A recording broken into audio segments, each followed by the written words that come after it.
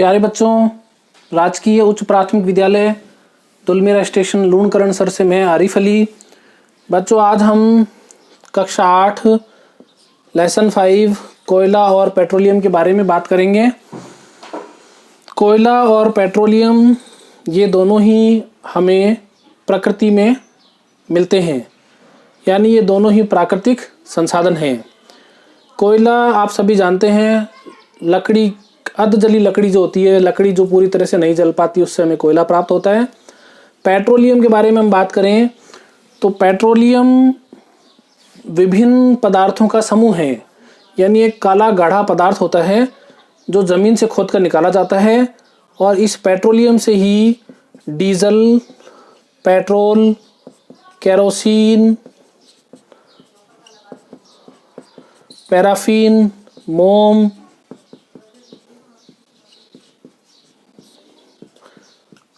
और बहुत सारे पदार्थ इससे हमें प्राप्त होते हैं।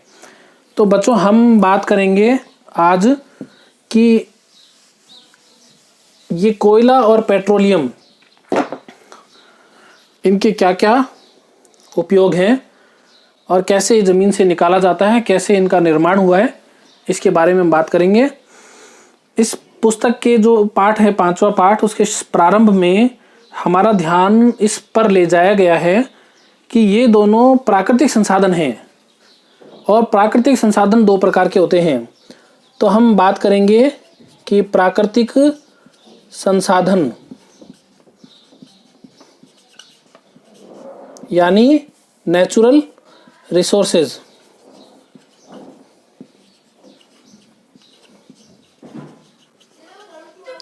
ये कितने प्रकार के होते हैं।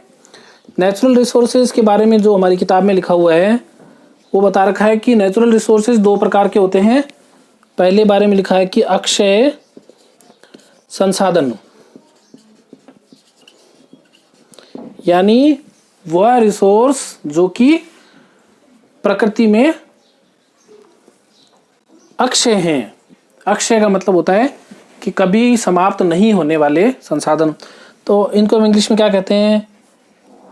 इनएग्जॉस्टिबल।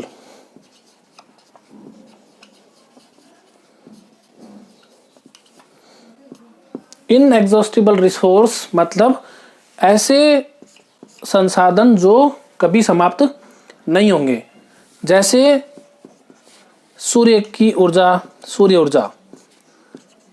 सूर्य से हमें ऊष्मा प्राप्त होती है। सूर्य से ही हरे पौधे प्रकाश संश्लेषण के द्वारा भोजन बना पाते हैं और उस भोजन को सभी वन्य प्राणी, सभी जीव जंतु, सभी सजीव यूज करते हैं। तो अक्षय संसाधन में क्या है? वे संसाधन जिनकी मात्रा इतनी ज्यादा है कि मनुष्य उनका कितना भी उपयोग करे वो समाप्त होने वाले नहीं है। जैसे नेक्स्ट अपन बात करें जो हवा है, वायु जिसको हम कहते हैं, जो कि गैसों का मिश्रण है, ये इसको हम कितना भी यूज करें ये समाप्त नहीं होने वाले हैं। इसी प्रकार हम बात करें कि ज्वार भाटे की जो ऊर्जा है, ये ज्वार भाटे की ऊर्जा इतनी ज्यादा होती है कि हम इसका कितना भी इस्तेमाल करें ये समाप्त होने वाली नहीं है। इसी प्रकार अपन बात करें परमाणुवीय ऊर्जा, पवन ऊर्जा,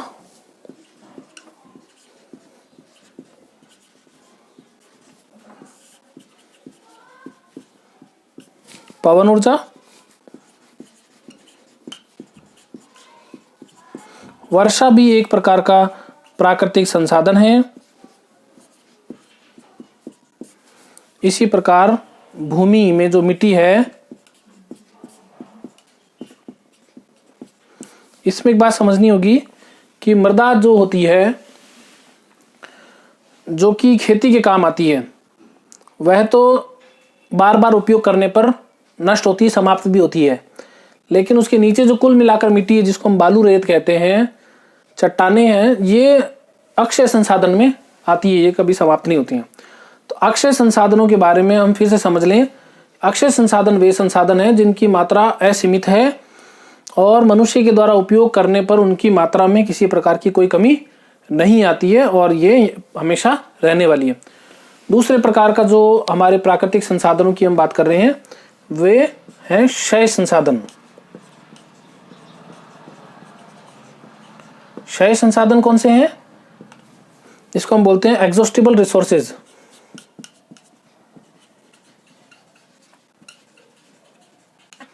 एग्जॉस्टिबल रिसोर्सेज। एग्जॉस्टिबल रिसोर्सेज क्या है कि वे प्राकृतिक संसाधन जो प्रकृति में सीमित मात्रा में हैं और जिनके बनने में हजारों वर्षों का या लाखों वर्ष जिनको बनने में लगे हैं, और अगर हम उनका उपयोग अविवेकपूर्ण तरीके से करते रहेंगे, लगातार हम उनका दोहन करते रहेंगे, तो एक दिन क्या होगा, वो समाप्त हो जाएंगे। तो उसी के अंतर्गत हमारा आज का टॉपिक जो है कोयला। ये कोयला जो है ये एग्जॉस्टिबल रिसोर्स है, यानी क्षय संसाधन है, समाप्त होने वाला संसाधन है, क्योंकि प्रकृति में इसकी मात्रा सीमित है। और अगर हम इसको पूरी तरह काम में ले लेंगे जो भी अब स्टोर है, तो नया कोयला बनने में फिर हजारों या लाखों वर्षों का समय लगेगा।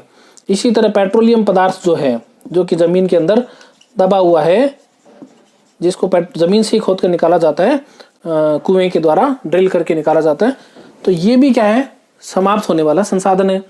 इसी प्रकार हम बात करें कि वन, जो फॉरेस्ट हैं, जंगल जो हैं, वर्षों लगते हैं तब जंगल बनते हैं, और अगर हम इन्हें अपने लालच के लिए, उद्योग धंधों के लिए, सड़कों के लिए, आवासीय कॉलोनीज के लिए अगर हम इनको काटने लगेंगे, तो धीरे धीरे क्या होंगे, ये भी समाप्त हो जाएंगे।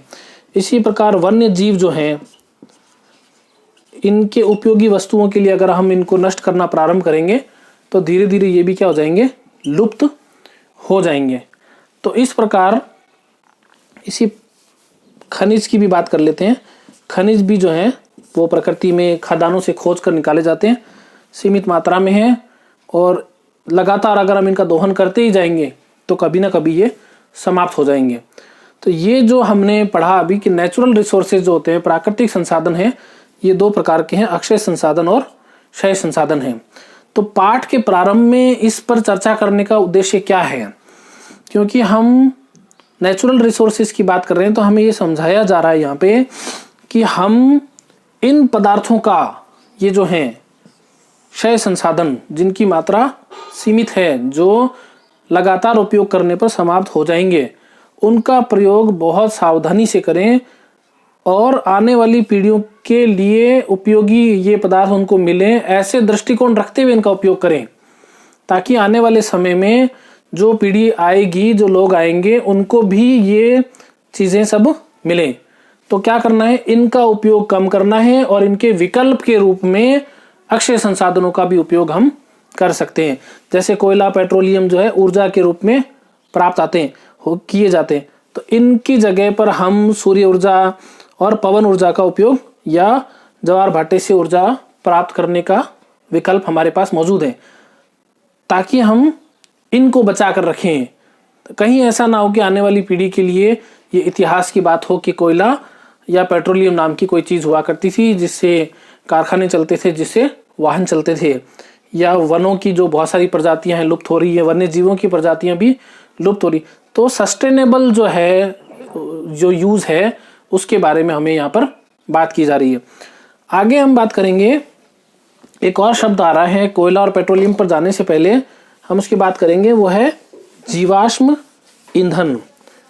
जीवाश्म ईंधन क्या है?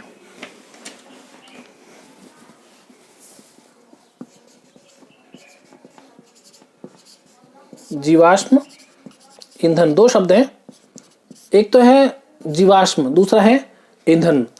यहां पर देखिए, जीव अवशेष और ईंधन,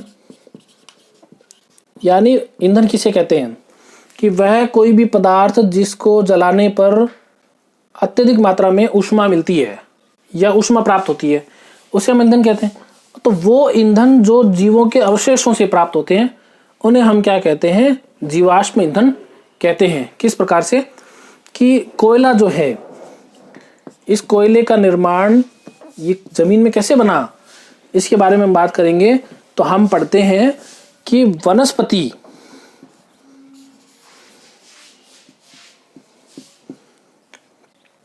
वनस्पति कालांतर में यानी भूतकाल में हजारों साल पहले ये वनस्पति जो है वो किसी प्राकृतिक घटना जैसे भूकंप, ज्वालामुखी का फटना या किसी अन्य कारण से ये वनस्पति जमीन के अंदर दब गई और दबने के बाद अत्यधिक दाब, ऊपर से जो भार पड़ता है दाब और ताप के कारण, जो भूमि की जो गर्मी होती है, ताप और दाब की इन परिस्थितियों के कारण ये जो वनस्पति है ये जमीन के अंदर दब गई है और दबने के बाद कोयले में परिवर्तित हो गई है।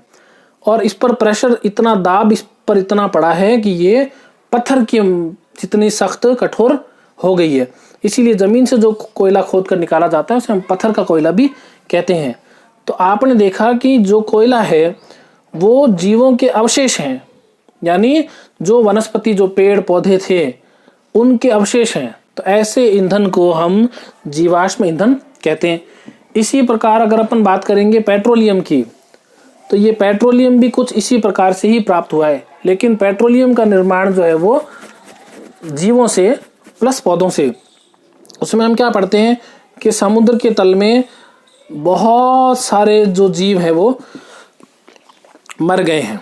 मरने के बाद में क्या है, कुछ वो किसी भी घटना की वजह से मरे हों, तो प्राकृतिक घटना कुछ भी हो सकती है, ज्वालामुखी का फटना हो, बाढ़ है, भूकंप है, कुछ भी वजह हो रही हो, उनकी वजह से बहुत सारे जो जीव हैं, जंतु हैं, वो समुद्र के तले में मर गए हैं। उसके बाद उसके ऊपर जो है मिट्टी जम गई है और लगातार ऊपर से दबाव और ताप के कारण ये जो जीव हैं ये किस में तब्दील हो गए हैं, किस में परिवर्तित हो गए हैं, पेट्रोलियम में परिवर्तित हो गए हैं। तो इस प्रकार हमने जाना कि कोयला और पेट्रोलियम हमें जीवों के अवशेष के रूप में प्राप्त होते हैं, यानी जीवों से ही इनका निर्माण हुआ है। तो ऐसा ईंधन क्या कहलाता है, जीवाश्म ईंधन कहलाता है। हम बात करेंगे अब कोयले की। कोयला, जैसा कि आपने जाना कि कालांतर में यानी भविष्य में, भूतकाल में वनस्पति के जमीन में दबने और उस पर अत्यधिक ताप और दाब की परिस्थितियां बनने के कारण कोयले का निर्माण हुआ है और जिसे अभी खोद कर निकाला जाता है कोयले की खानों से। अब हम बात करेंगे कि ये कोयला कितने प्रकार का होता है। कोयला जो है फिर 4 प्रकार का होता है: पीट, लिग्नाइट, बिटुमेनी,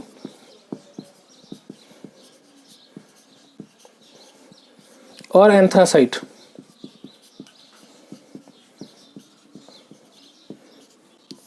पीट जो है वो निम्नतम श्रेणी का कोयला है जो कि जलाने पर धुआं ज़्यादा देता है, प्रदूषण होता है, इससे कम ऊष्मा प्राप्त होती है। एंथ्रासाइट जो है ये उच्चतम क्वालिटी का कोयला है जो अधिक ऊष्मा और कम धुएं के साथ में जलता है। हमारे सिलेबस में ये नहीं है इस किताब में, लेकिन फिर भी हमें ध्यान होना चाहिए कि कोयला कितने प्रकार का होता है। अब हम बात करेंगे कि कोयले के कौन कौन से उत्पाद हैं। इससे पहले हम एक शब्द पर बात करेंगे जो कि है कार्बनीकरण।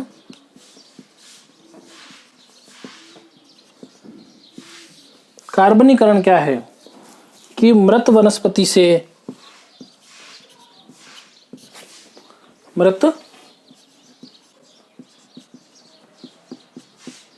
समझते हैं, पेड़ पौधे जो है, मृत वनस्पति से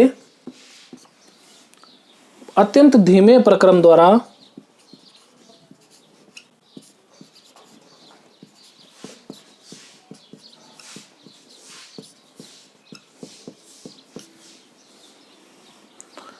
कोयले के निर्माण की जो प्रक्रिया है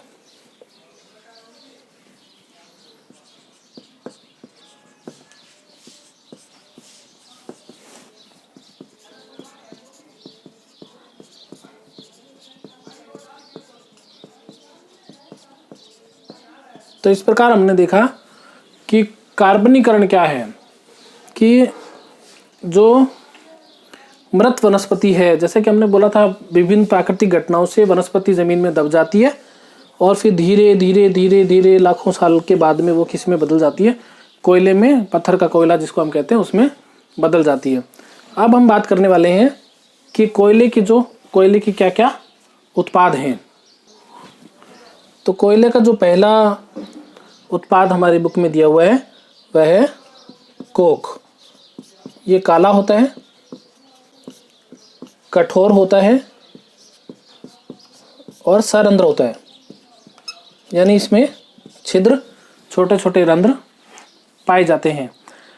इसका उपयोग जो है वो इस्पात के औद्योगिक निर्माण में और धातुओं के निष्कर्षण में किया जाता है, यानी ऊष्मा ईंधन के रूप में इसको वहाँ पे प्रयोग किया जाता है। हम लिख लेते हैं इस्पात निर्माण में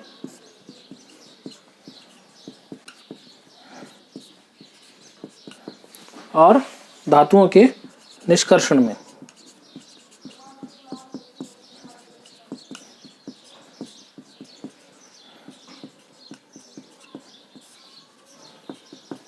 धातुओं के निष्कर्षण में कोक का उपयोग है। दूसरा जो उत्पाद हमें बात करनी पड़ना है वह है कोलतार। वो कठोर था जो कोक की हमने बात की थी। ये काले गाढ़े रंग का द्रव है, काला गाढ़ा द्रव है ये, जो कि अप्रिय गंध होती है इसमें, यानी इसकी खुशबू अच्छी नहीं होती है। और इसका जो उपयोग है, बहुत सारे इसके उपयोग हैं। इससे औषधियाँ बनाई जाती है,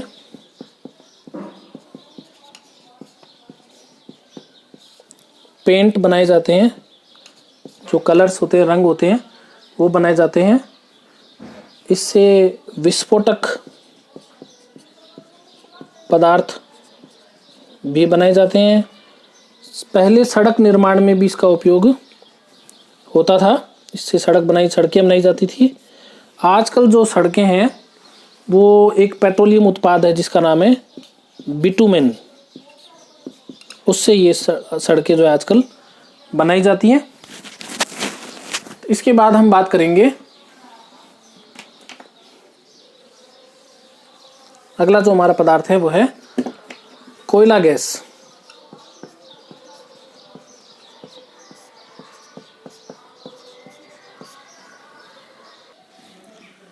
कोयला गैस जो है ये कोयले से कोक बनाते समय प्राप्त होती है।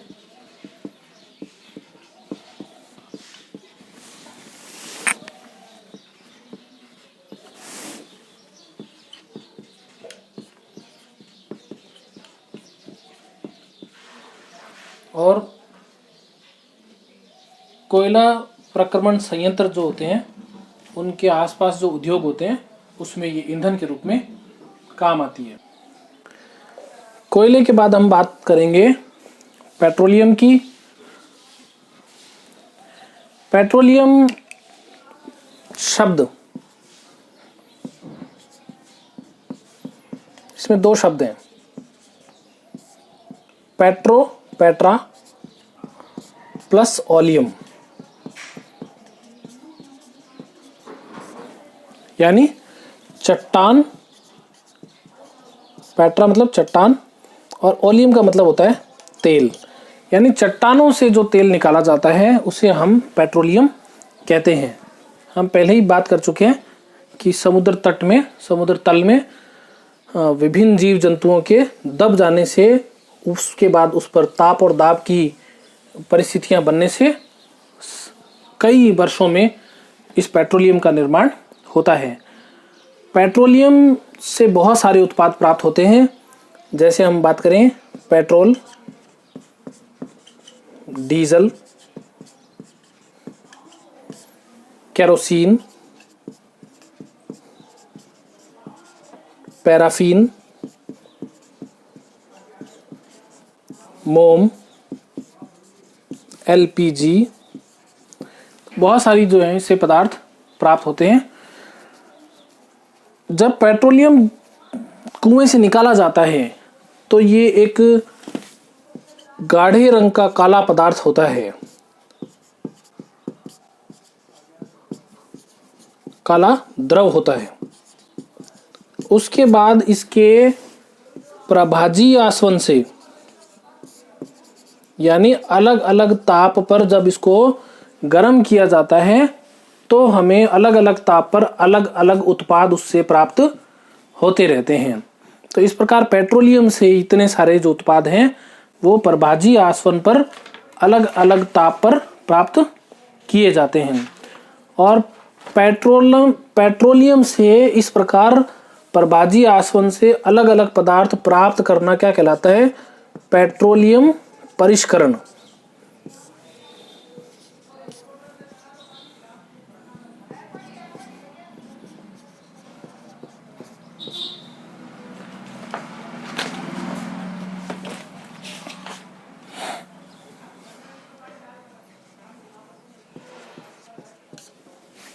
तो इस प्रकार पेट्रोलियम से ये सारे उत्पाद प्राप्त किए जाते। आइए अब हम सारणी बनाते हैं कि पेट्रोलियम से कौन कौन से पदार्थ प्राप्त होते हैं, यानी पेट्रोलियम के संघटक कौन से हैं और पेट्रोलियम उनका क्या क्या उपयोग है। एक नंबर पे हम बात करें तो पेट्रोलियम का पहला संघटक है एलपीजी। ये एलपीजी क्या है? ये वही पदार्थ है, ये वही गैस है जो कि हम रसोई में सिलेंडर में जिसको भरा हुआ पाते हैं और उससे अपने गैस स्टोव को जलाते हैं। तो इसका एलपीजी का फुल फॉर्म है लिक्विड पेट्रोलियम गैस, जिसको हम कहते हैं हिंदी में द्रवित पेट्रोलियम गैस। याद रहे हमारे रसोई में जो सिलेंडर है उसके अंदर कौन सी गैस होती है? एलपीजी गैस होती है। और एलपीजी गैस जो होती है ये गंधहीन होती है, इसकी कोई गंध नहीं होती। और इस एलपीजी क्योंकि ये कोई गंध रहित नहीं होती तो इसके रिसाव का पता नहीं चलेगा। इसके रिसाव का पता लगाने के लिए इसके अंदर एक पदार्थ मिलाया जाता है जिसे हम कहते हैं मरकेप्टन या थायोल कहते हैं। ये पदार्थ जब गैस लीक होती है तो इसकी स्मेल से, इसकी खुशबू से हमें पता चलता है कि गैस का रिसाव हो रहा है। तो ये ध्यान रहे कि एलपीजी सिलेंडर में एलपीजी के साथ में कौन सा पदार्थ मिलाया जाता है? मरकेप्टन या थायोल मिलाया जाता है। और इसका जो उपयोग है वो क्या है? घरेलू ईंधन यानी रसोई में ईंधन के रूप में। इसके अलावा उद्योग धंधों में भी ये गैस यूज की जाती है। दूसरे नंबर पे हम बात करें पेट्रोल। ये जो मोटरसाइकिल, कार यानी मोपेड साइकिल, कार वगैरह में ये ईंधन के रूप में प्रयोग किया जाता है। डीजल, ये कार, बस, ट्रक और जो हमारा डीजल जनरेटर होता है खेतों में जो लगे रहते हैं जिससे पंप चलाए जाते हैं वो भी इसी से चलाए जाते हैं, डीजल जनरेटर। इसके बाद हम बात करते हैं स्नेहक तेल। स्नेहक आप जानते होंगे। स्नेहक क्या होता है? जो घर्षण को कम करने का कार्य करता है उसे स्नेहक कहते हैं। तो जो द्रव तेल होता है, लिक्विड होता है, स्नेहक के रूप में जो प्रयोग किया जाता है उसे हम क्या कहते हैं? स्नेहक। आपने देखा होगा कि मशीन में, सिलाई मशीन में या साइकिल में उसकी चेन में हम पदार्थ डालते हैं, एक तेल डालते हैं काले रंग का। ये जो स्नेहक है इसका कार्य करता है। और ये गाड़ियों में भी, इंजन में स्नेहक के रूप में काम आता है। इसके बाद हम बात करते हैं पैराफीन।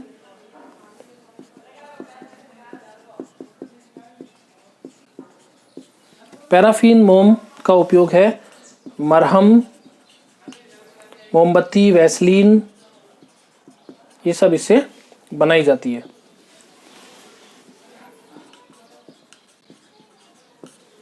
और जैसा कि हमने थोड़ी देर पहले बात की थी कि सड़क बनाने में एक पेट्रोलियम पदार्थ का उपयोग आजकल होने लगा है जिसका नाम है बिटुमेन। ये पेंट बनाने में और सड़क बनाने में इसका उपयोग होता है।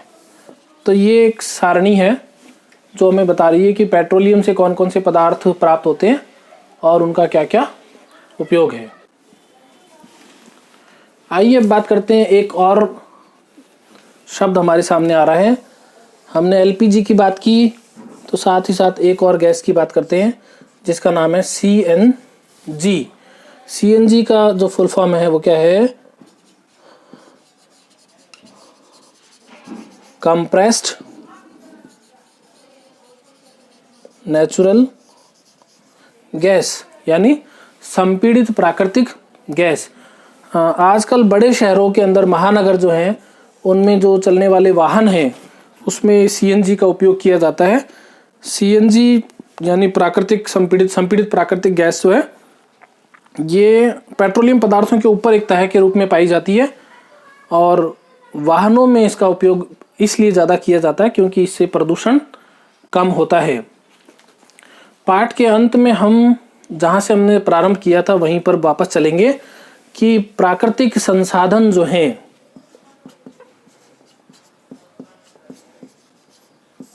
प्राकृतिक संसाधन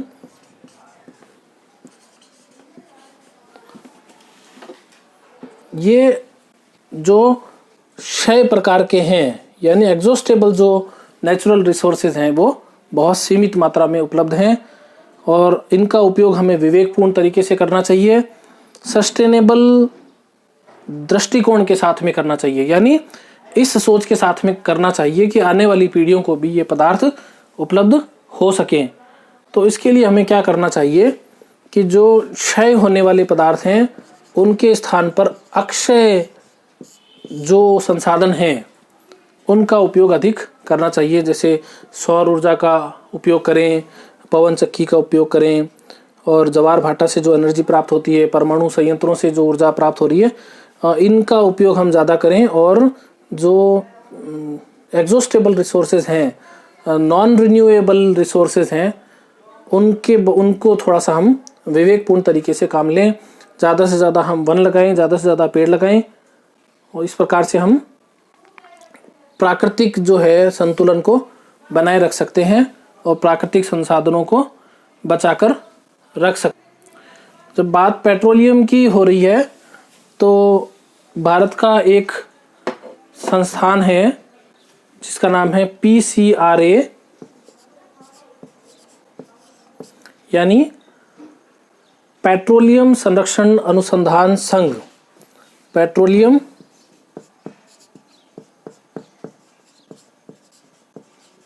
संरक्षण अनुसंधान संघ।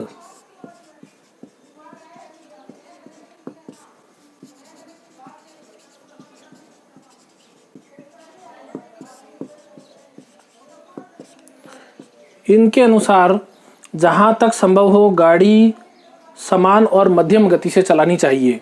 बहुत ज़्यादा तेज़ गाड़ी चलाने पर अधिक पेट्रोलियम की खपत होती है, डीजल पेट्रोल की ज़्यादा खपत होती है। यातायात लाइट या जहाँ पर अपने को गाड़ी खड़ी करके कुछ देर इंतज़ार करना हो वहाँ पे हमें गाड़ी का इंजन बंद कर देना चाहिए। टायरों में वायु का दाब सही रखना चाहिए। गाड़ी को समय समय पर रिपेयर करवानी चाहिए ताकि वो पेट्रोल की खपत कम करे। तो इस प्रकार से एक जिम्मेदार नागरिक की यही पहचान है कि वो प्राकृतिक संसाधन जितने भी हैं उनका मितव्यतापूर्ण उपयोग करें, इस दृष्टिकोण के साथ उनका उपयोग करें कि आने वाली पीढ़ियों के लिए भी ये प्राकृतिक संसाधन मिल सकें। तो इस प्रकार आज के इस चैप्टर में हमने प्रारंभ से बात की थी प्राकृतिक संसाधन क्या होते हैं, फिर ये कितने प्रकार के होते हैं। फिर हमने बात की थी कि जीवाश्म ईंधन क्या है। हमने पढ़ा कि कोयला वनस्पतियों के ज़मीन में दबने और ताप दाब की परिस्थितियों से बनता है। पेट्रोलियम के बारे में हमने पढ़ा कि समुद्र तल में विभिन्न प्रकार के जीव जंतुओं के दबने और फिर ताप और दाब की परिस्थितियों से ऊपर मिट्टी के दबने से, मिट्टी के कठोर होकर चट्टान बनने से इस प्रकार पेट्रोलियम प्राप्त होता है। फिर हमने पढ़ा था कि एलपीजी यानी लिक्विड पेट्रोलियम गैस होती है। फिर हमने पढ़ा था सीएनजी कंप्रेस्ड नेचुरल गैस। फिर हमने ये भी पढ़ा था कि एलपीजी की तुलना में सीएनजी ज़्यादा अच्छी है क्योंकि सीएनजी जो है प्राकृतिक नेचुरल गैस जो है ये अधिक कम प्रदूषण करती है। उसके बाद में हमने पढ़ा था कि पेट्रोलियम के क्या क्या उत्पाद हैं और ये क्या क्या काम आते हैं, और साथ ही हमने इस बारे में जानकारी ली कि जो कुआं जो है पेट्रोलियम का पहला, वो अमेरिका का एक शहर है, अमेरिका का एक राज्य है जिसका नाम है पेंसिल्वेनिया। वहाँ पर पहला पेट्रोलियम का कुआं खोदा गया था उसके बाद फिर ज़मीन से खोदकर पेट्रोलियम को निकालने का क्रम चलता रहा है। तो आशा करता हूँ कि आपको ये जानकारी अच्छी लगी होगी। इस पाठ को समझने में ये वीडियो आपकी मदद करेगा। लगातार आप ई लर्निंग कंटेंट के माध्यम से अपने अध्ययन को जारी रखें। मेरी यही आपसे कामना है। जय हिंद, जय भारत।